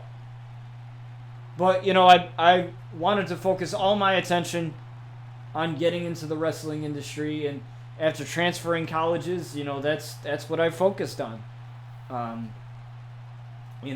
I've talked to a lot of indie wrestlers, a lot of local guys that do a lot of local things around me. I'm starting a wrestling podcast, which I hope becomes like a real thing alongside, with what I'm trying to do in the wrestling industry. And I just think it's better for me in the long run, because obviously I'm doing this right now. I'm doing this with RCW right now, and I'm loving this right now. And I'll continue to love it as I watch wrestling every week. Almost every day of my life is consumed by wrestling. So, you know, and because of this whole thing, I've been able to surround myself with people that support me and with people that aren't total money whores. And I hate to use that kind of language, but that's exactly what it is. You know, they're just people that just want to make money just to make money. And to me, that's not a way that you should live at any job. I mean, think about it. Like Rosemary, my favorite wrestler who wrestles for Impact, she makes barely any money compared to what WWE makes. But her loyalty to the company, despite it being downhill and you know, not being mainstream, and you know, whatnot, you know, and just doing it because she loves to do it, you know, that's one of the reasons why I wanted to get into the wrestling industry. It was because of JR. It was because of Jerry the King Lawler, you know, guys that I grew up watching and listening to, and their passion, and listening to wrestling podcasts, and being with wrestlers, and having those experiences with them. Like, that's what I want to do for the rest of my life. I don't care what it is. I don't care if I'm backstage talking to a bunch of wrestlers about their characters. I don't care if I'm just that guy that's got a microphone and interviewing wrestlers. I don't care what it is. I don't care if I'm writing a script or whatever. I just want to be a part of it. And it's just a world that's better for me in the long run. As Kenny Omega goes for another V-trigger knee and a rope break, that might have saved Shinsuke there. When do you think the podcast will start? So, I wanted to do it solely off of the copyright. If I was to make money from my show, the presentations could be almost non-existent and unenjoyable for me. So, you know, I'm not in it for the... I'm not talking about that necessarily. But it's a good point that you bring that up, John. Like, I'm not talking about that. But I'm talking about, like, just generally. Like, people doing things for money and letting it all go to their heads and thinking that they're, you know, better than anyone else, or thinking that they're better off somewhere else because they're... I mean, it's one thing... I mean, that's why my mother took the job that she took, because it was going to make her more money, but she was going to enjoy it, and she was going to be closer to me. So, yes, money has something to do with it, but there also comes to a point where, you know, is money really the reason why you're doing it? Because if it is, then what kind of person are you? Like, really, you're nothing but greedy and horrible. You know, if that's literally all you think about. And literally, when I was in college and I was doing the music, and, you know, I was enjoying it, but hearing all these people talk about, you know, I want to make it big, I want to do this, I want to do that. Like, it was great hearing them talk about their dreams. I had dreams of doing that too.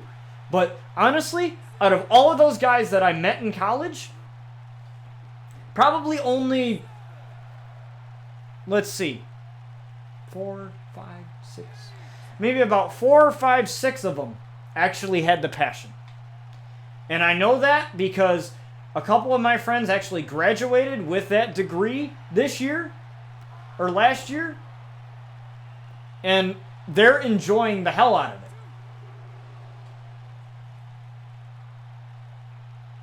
And they're still enjoying it, but they're not making it big. You know, they're not superstars. You know, and they're still enjoying it. And that just goes to show you right there that, you know, there are some guys that have the passion and the drive. And honestly, my advice to anybody is don't let somebody do what those guys did to me, and that was take your passion out of something. Don't let the other people around you make something that you love become something that you hate. You know, I know that sounds kind of hypocritical of me saying that, but that's really what I learned in that in that whole experience. But also, what I learned too is while getting into this wrestling industry and actually being friends with pro wrestlers. I'm really close with a guy that wrestles for Impact with Rosemary. Well, he's never wrestled with Rosemary, but he wrestles in the same promotion that he's in, or that she's in, and he's having a blast there. He's having a blast, and I've talked to him numerous times. Actually, one of my friends made it on WWE television as part of a segment, and he's from my hometown. And, you know, I got a chance to meet Jody Threat, my favorite indie wrestler, one of my favorite indie wrestlers, and she was cool. And I still talk to her on a daily basis sometimes. So, you know, it's interesting, you know. And plus, the whole thing, real quick, the whole thing about, you know, being a wrestler is that people see you as a wrestler. They don't see you as the guy with, you know, a disability, or a guy with who's gay, or a guy that's this, or a guy that's that. They see you as a wrestler.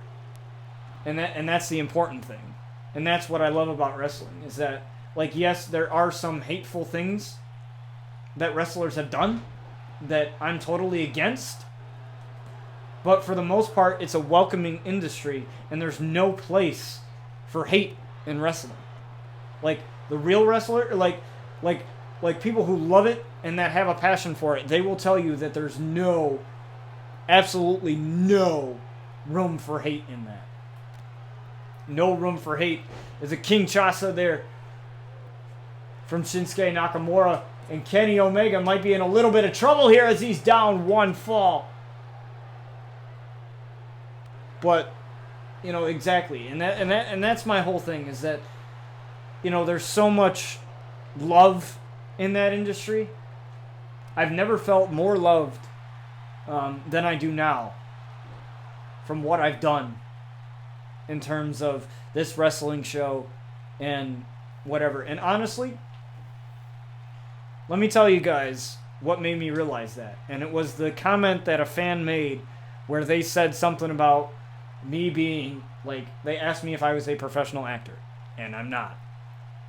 But that is really what made me really want to get into the industry, was that fan's comment about that.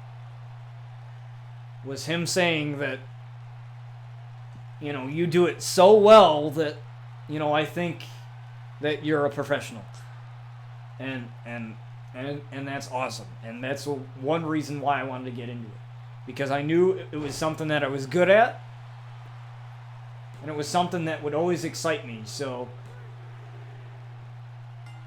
you know, that's why I got into it. As Kenny Omega with a one-winged angel tying this whole thing up.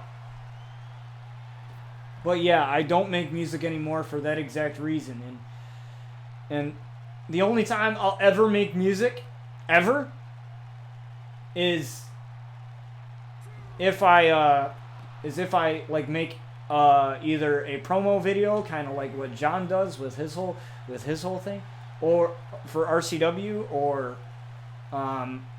if I make an entrance song for somebody and I make it a part of my videos, like with the Brian Outlaw theme song that I'm working on. You know, if I do that,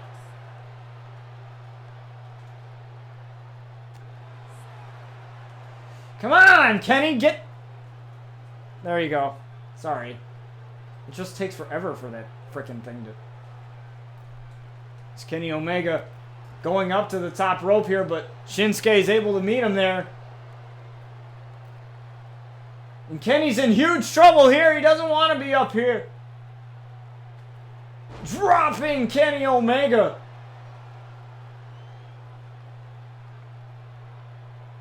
And Shinsuke getting rid of that turnbuckle.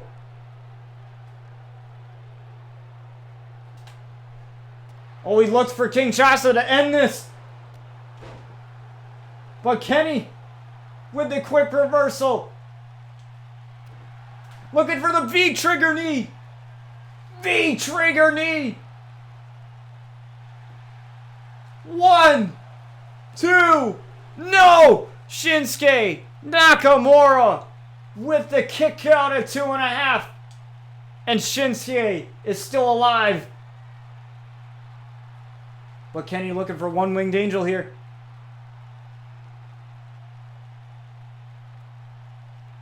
Kenny again. One-winged angel. 1, 2. No! Shinsuke again with the kick out at 2.5. And I know that Kenny wants to win this match desperately, going for it another time. One-winged angel again. 1, 2, 3, and Kenny is victorious in his debut. Kenny Omega has just beat Shinsuke Nakamura. What a match. Ice, thank you for the lurk. I appreciate you. But what a match, guys. What a match. Kenny was down. One fall, but then he tied it up with a one-winged angel and then finished it exactly the same way.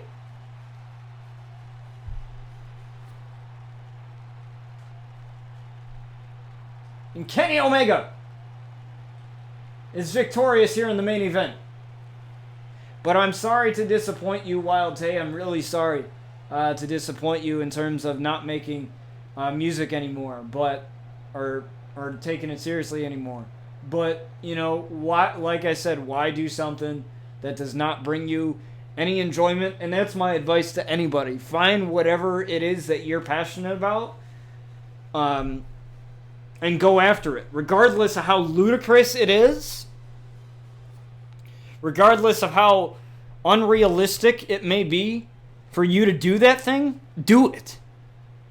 Who really gives a crap if it's not realistic? Like, I know a guy that I met, I showed you guys on stream, the guy named Gregory Iron, who has the same disability as me, wants to make it in the WWE, and he's wrestling all over the world.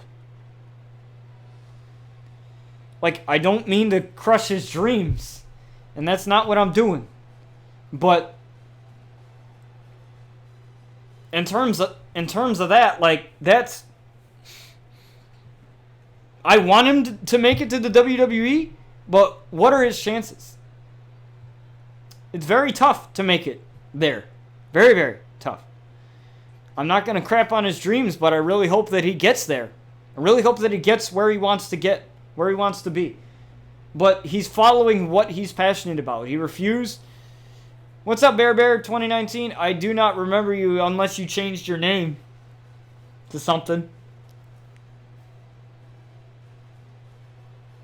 Unless you changed your name, I don't recognize the name.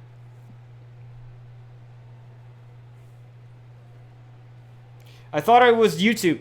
The reason why I stopped streaming on YouTube was because I was having so many issues with YouTube processing the streams properly. And that's why I do it on Twitch now, and then I export it over to YouTube as a full video. That way that you guys aren't waiting half, like, it would export it. Thank you for the follow, by the way. It would export it. What it would do is the stream would end on YouTube, and then it would process the first 30 minutes of it, and then it would take forever to process the rest of it. So it's just better for me to do it here, export it to YouTube, and then let it process all the way through for that reason.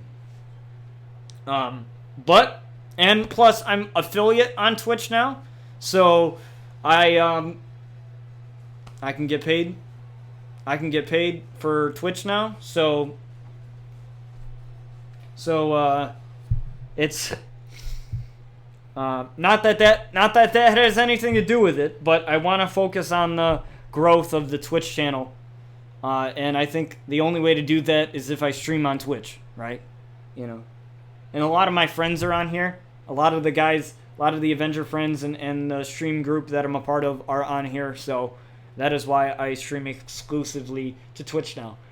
So yeah, but I export everything to YouTube otherwise. And plus, in my opinion, Twitch is just a better streaming platform. It allows you to do things that YouTube wouldn't allow you to do. Or I guess make it harder for you to do is the better way of saying it.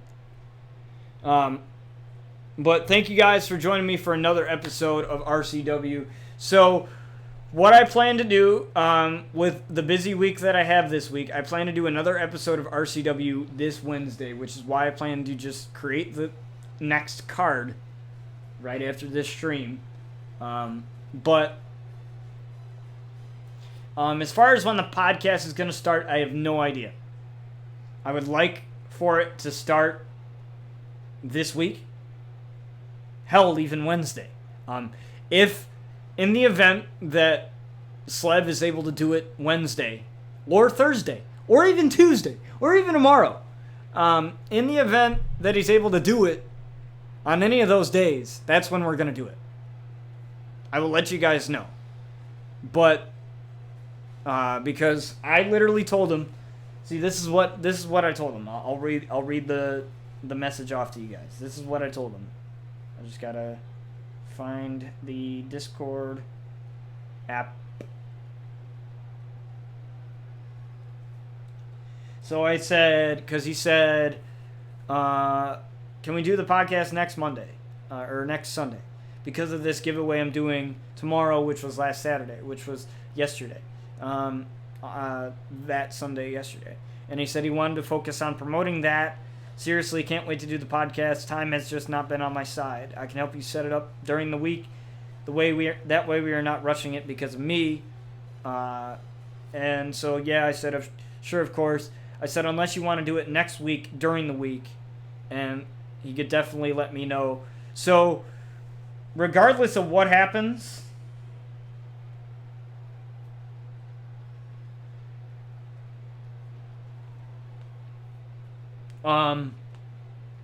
I will let you guys know.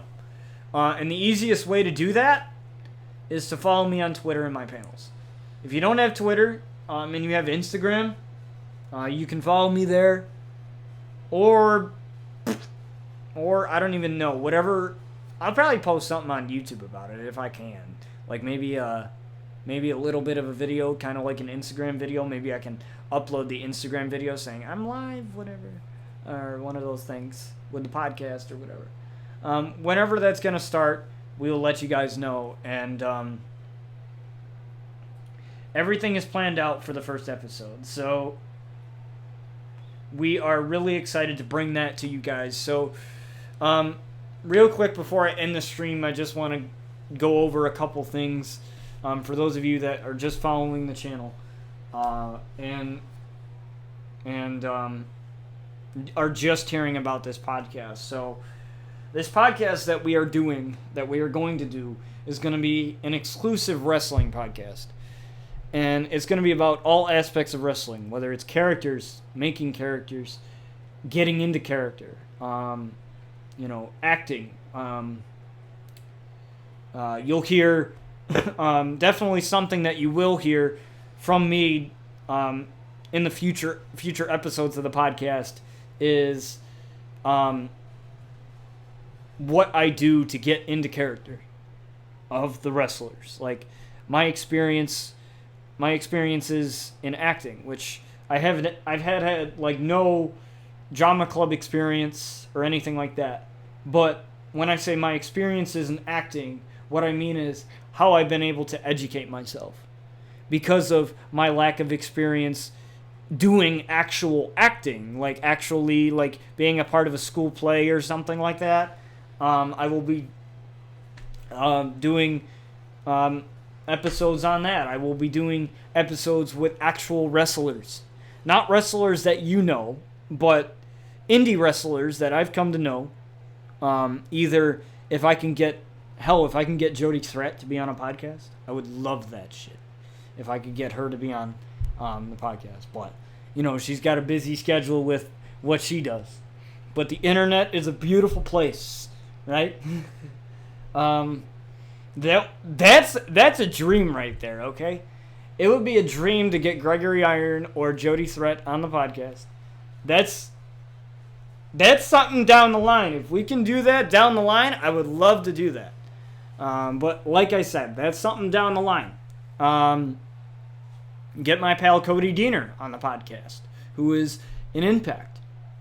Wouldn't mind getting him. Because he's a real good dude. My buddy Mark House, who's also another wrestler that I know, that I'm real good friends with. Him and I actually have each other's phone numbers. I could get in and talk with him.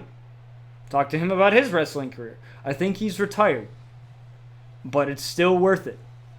I actually have an interview set up for this guy that I met through Twitch, who is a pro wrestler in his state, I believe in Tennessee. And him and I got a chance to talk on Discord a little bit, maybe about 5 to 10 minutes, about his gimmick and about what wrestling has done for him. And I would definitely love to... He's going to have his own episode dedicated to him. So basically, in that episode, I will be interviewing him, and him and I will be going back and forth, interviewing him, and asking him questions about his career. But that is basically what the podcast is going to be. It is going to be exclusively here on Twitch, and it's for all people. Even if you're not a fan of wrestling at all, you've never touched it, or you never touched it, you've never even, you don't know jack about it, whatever it is, whatever wrestling is to you, I still recommend watching this podcast, because you are going to learn things. You are going to bear witness to shocking things of stuff that is said on this podcast. A lot of the things, when I've talked to a lot of wrestlers, at least my experience in meeting them, they have shocked me in what they've told me about their experiences in the industry, in a good way. Stuff that you as the viewer, if you're just viewing it from the viewer perspective and not like me or John, and don't think about it as like storytelling, don't think about this or don't think about that or don't think about this, you just view it as two people in the ring doing moves on each other, or acting or doing moves on each other, then this is the podcast that you might want to tune into. Because the whole point is not only to show our love for wrestling with me and other guests that are going to be on the show, but also to educate and to show people why wrestling should be as popular as football is. Why WrestleMania is the Super Bowl for us. Why it means much more than the Super Bowl. I can tell you, even though my team won the Super Bowl, even though my Patriots won the Super Bowl, I could care less about that. Great, they won, but WrestleMania, after that, I cared a lot more about that. I was hyped a lot more about Kofi winning the WWE Championship than frickin' Super Bowl. So we'll tell you about that. We'll have sections on kayfabe, which is the character part. We'll have everything on wrestling that you could possibly think of. I will have guests on the show. There won't be guests for every show, but I would definitely like to have John on the show and for us to talk about our shows, RCW and UWGP. We will use parts of this podcast as promotions on our Facebook page, which you can find down in the panels there. It is marked FB. It's the UWGP and RCW Wrestling Community Facebook pages, bringing the PlayStation and Xbox wrestling gaming communities together through WWE 2K games. So it is going to bring a lot more exposure to our shows, as well as to wrestling as a whole. And we hope that you guys join us, whatever guests that I have on, and enjoy it. And I really hope that it can be eye-opening for you, because that is technically what it's supposed to be. We're not going to be BSing you on this podcast. It's going to be 100% real talk. And, we're going to get to the nitty-gritty of stuff. So, keep an eye out for that. If you want to be a guest on the show at some point, please feel free to DM me, whether it's on Twitter or on Discord. And if you want to join the Discord, if you haven't already, a link is down in my panels. You just click that, or I can do this for you. You can join that. That link is perfectly fine. You shouldn't. That link doesn't expire. I set it so it doesn't expire, so that link should be okay. You can feel free to DM me. Then we can discuss about topics, because I want this to be planned out. Reason being is because I feel like on a podcast, it's easy to get off topic. It's easy to go on a tangent, and I do that a lot. And I like to have stuff organized, and it's just easier for us to do that. So, real quick, how are you guys gonna be a part of it as far as the chat? I will have chat popped up in some way, shape, or form, because I want to read your guys' messages. I don't want to ignore you guys.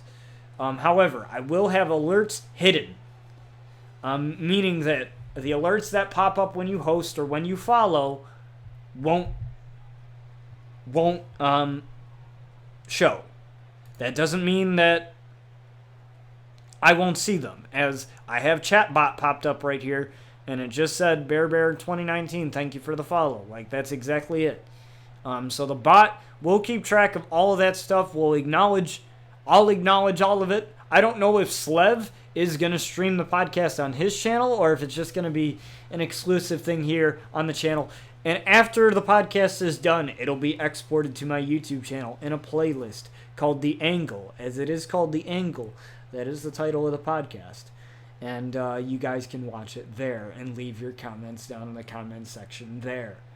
As far as what topics will be on there, like I said, anything wrestling, but you guys will be able to choose the topics via polls through Discord and Twitter. I will have 2 topics that we might want to discuss, unless I have a topic planned, like fully planned, and I don't want to do anything but that topic. We will do 2 choices, and you guys will vote on that, and then the results, and then we will do the topic on the highest result, on the highest bidder, on the highest poll. So we will do that. I'm really excited to have something different on the channel. This will be something that'll go along with my RCW stuff. We plan on doing this at least once a week. We're gonna try and get the first episode out to you guys ASAP. We don't want to rush it, because I really want to take this seriously. This is something that I've had in my head for a while. This is an idea that I've had for a while, so I really want to take this seriously, as like I do with everything else. So I don't want it to seem half-assed to you guys. So with that being said, thank you guys for watching, and I can't wait to start the podcast. If you guys want to help hype up the podcast, feel free to do that on your own social medias. Hype it up, share the post, repost it on Instagram. Like, you can share, you can copy the link of, whatever I post on Instagram and share it on your social medias. If you really want to do that, go ahead and do that. The more hype that we can get up for this podcast will be amazing. We're working on a logo for it too as well, so it's going to become a little bit more professional. I have a scene made up for it. We're still going to work out the kinks for that, as Slev is going to help me out with that. So we're really excited, and we can't wait to see you guys on the podcast. And we hope that you guys not only learn something, but think of wrestling in a different way. And that is the whole idea, is that if you saw wrestling one way, with us talking about it, and hearing from wrestlers that do it, I guarantee that it'll offer you some perspective that you probably never thought of, because it definitely has with me in my interactions with a lot of the wrestlers that I've met over the years. So with that being said, thank you guys for everything you do for RCW. And as far as like an anniversary special on the 21st of August, we will have one. Regardless if the season is over, which it probably will be by the time August 21st rolls around.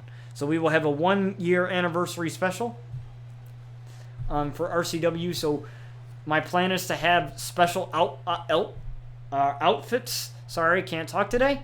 And special attires and stuff like that for the anniversary. So it's going to be fun. And I will have some merch designs out for you guys as well. And by the way, if you want to access any of those, you can. Oh, sorry, wrong command. You can either access the store on the panels, or you can access the store through the command !store, or at least I think it's working right now. Hopefully, right? There you go. Yep, it's working. There it popped up. You can access the store. There you can find all the merch, some of the merch that you see the wrestlers wear in game here. You can find the merch. A percentage of that money goes to me, so you're helping out the stream. It's not required, obviously, but if you want some really awesome RCW merch, feel free to get some of that. I have some of the shirts myself, and I will tell you, great quality shirts. I've washed them multiple times. I've worn them multiple times. None of the ink has faded. Probably because I've only washed it maybe once or twice. But none of the ink has faded so far. It is all good. Just good looking t-shirts. Nice quality t-shirts. Really soft. Really comfortable to wear. And I have a ton of wrestling t-shirts. So definitely check some of those out if you want to rep some of the t-shirts that you see here on the show. So thank you guys for everything that you do. I can't believe we're coming up on the 1-year anniversary of RCW. So with that being said, I will catch you guys later on another stream. This has been Botch TV, and I'm signing off.